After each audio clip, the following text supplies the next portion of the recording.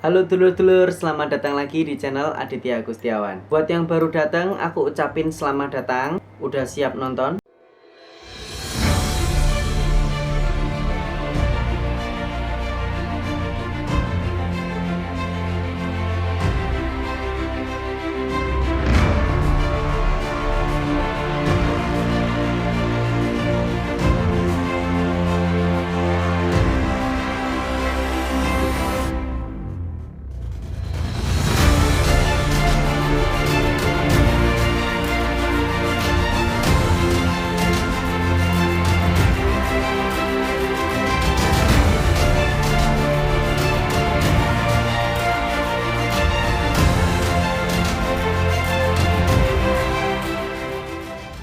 Kali ini aku nggak bahas tentang Tuban dulu ya lur. Soalnya subscriberku agak galak kalau aku nggak bahas tentang Tuban. Sesekali refreshing lah ya.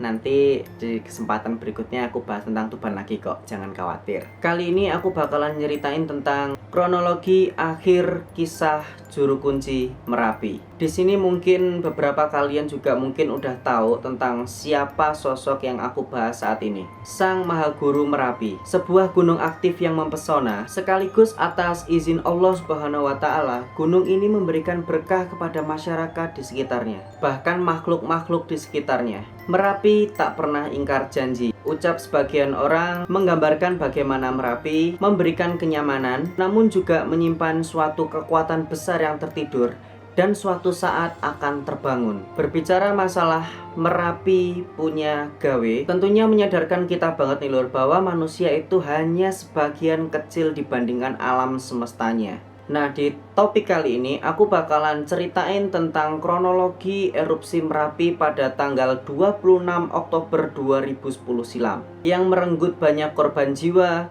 Salah satu di antaranya adalah sosok yang paling dihormati di Gunung Merapi dan bahkan di Yogyakarta. Serta ada beberapa korban yang bisa dibilang sebagai pahlawan atas kontribusi besar mereka, mulai dari adanya peringatan bahaya letusan Merapi hingga erupsi itu terjadi lur.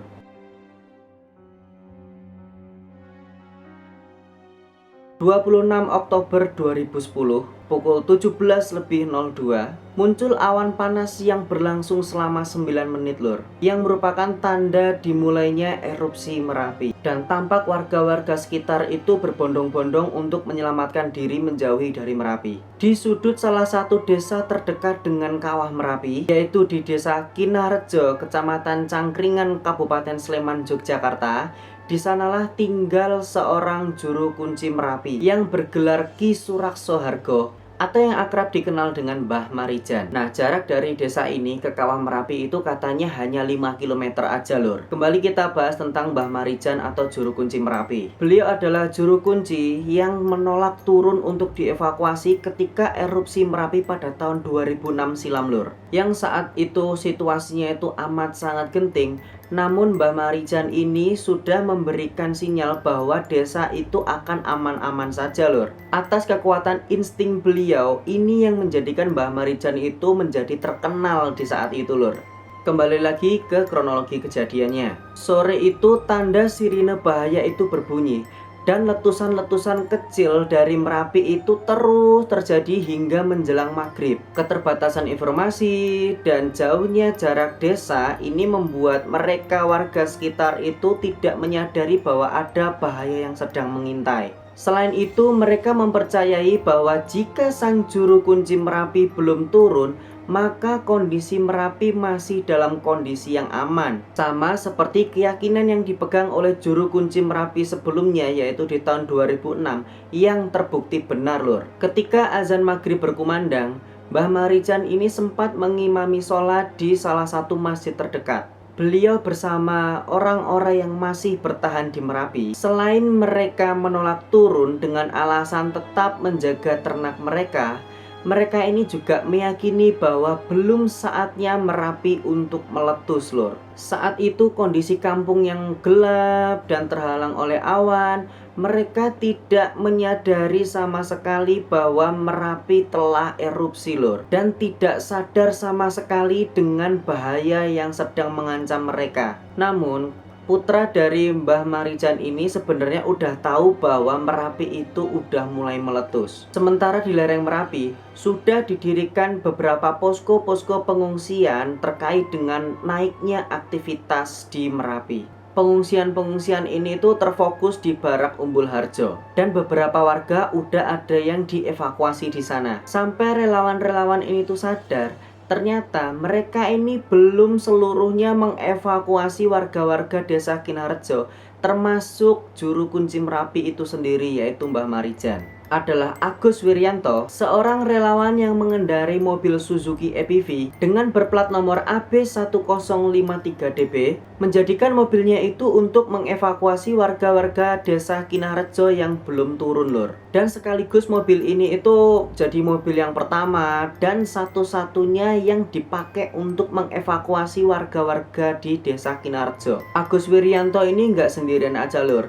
Dia ditemenin oleh seorang relawan dari Palang Merah Indonesia Bantul, yaitu Tutur Priyanto, dan wartawan Viva News yaitu Yuniawan Wahyu Nugroho. Mereka naik ke atas dalam kondisi hujan abu tebal. Nah, sesampainya di atas nih, lur, mereka ini langsung memberitahu warga bahwa kondisi ini udah sangat bahaya dan Merapi itu akan segera meletus. Dan anehnya nih, lur, warga-warga yang belum mengungsi tadi itu terkejut dan nggak ngerti sama sekali bahwa Merapi itu udah mulai meletus. Otomatis mereka ini tidak langsung mempercayai info dari relawan-relawan ini, lur, dan menolak untuk dievakuasi. Padahal sebenarnya di bawah itu udah banyak banget warga yang ngungsi, lur. Akhirnya 14 warga ini berhasil dibujuk, berhasil diajak untuk turun ke bawah untuk dievakuasi, termasuk keluarga dari Mbah Marijan. Sementara itu Asih, anaknya Mbah Marijan, dievakuasi hanya menggunakan motor menuju barak pengungsian Umbul Harjo. Nah, beruntung banget nih, lur, warga-warga tadi itu berhasil dievakuasi dan kondisi mereka pun dalam keadaan yang selamat, termasuk keluarga dari Mbah Marijan itu tadi. Agus kemudian turun dari mobil,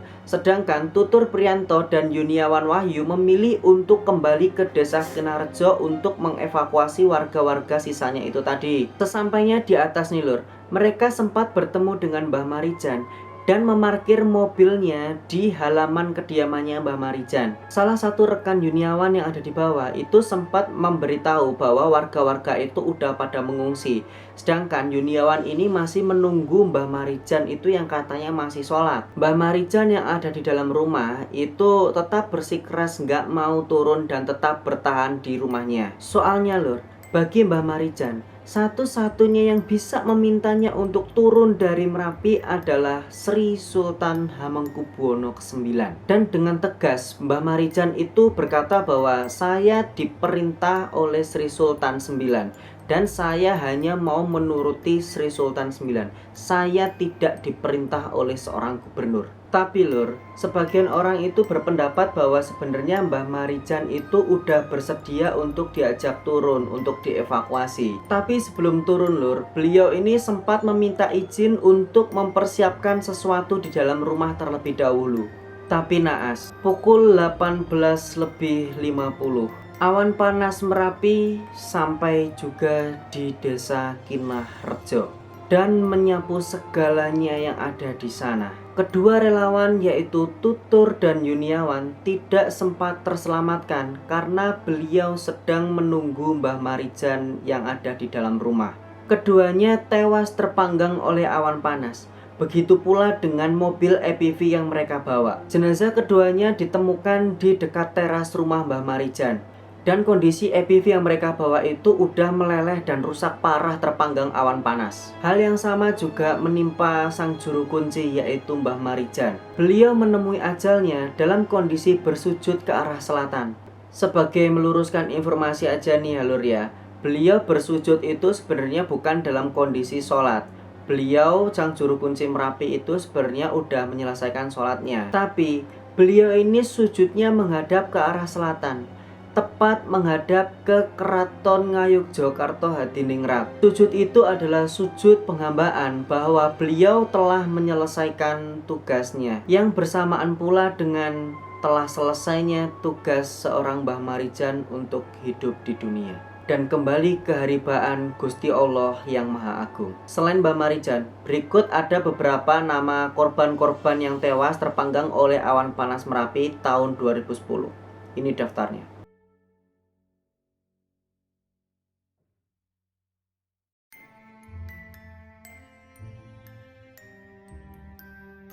Proses evakuasi korban tewas dilakukan keesokan harinya. Batang pohon-pohon kering tanpa daun bertumbangan dan bangunan rumah-rumah warga roboh rata dengan tanah. Salah satunya adalah rumah sang juru kunci Merapi, yaitu Mbah Marijan. Bagian atap rumah Mbah Marijan ini sudah roboh. Hanya beberapa dinding-dinding aja itu yang masih utuh, lur. Saat memasuki rumah Mbah Marijan, didapati sebuah televisi ukuran 14 inch sudah dalam kondisi meleleh.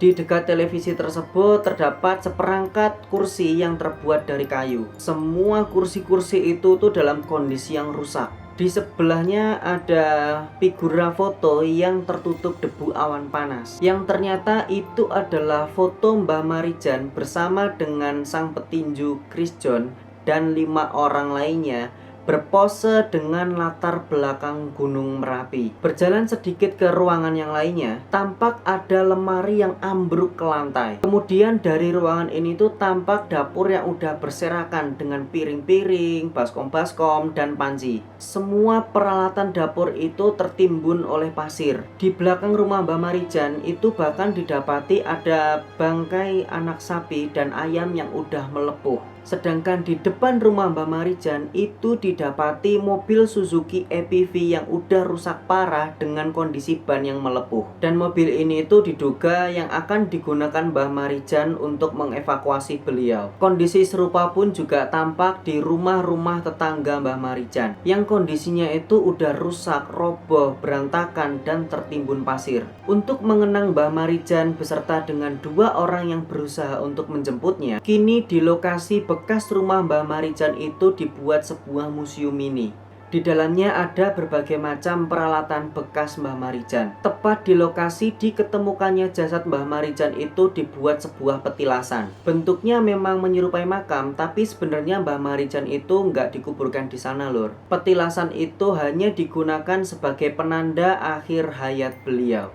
Dan inilah akhir dari kisah seseorang yang hidup dan matinya dipersembahkan untuk mengabdi kepada keraton untuk menjadi juru kunci Merapi. Semoga arwah Mbah Marijan beserta korban-korban yang tewas di sana mendapatkan tempat terbaik di sisi Allah Subhanahu wa Ta'ala.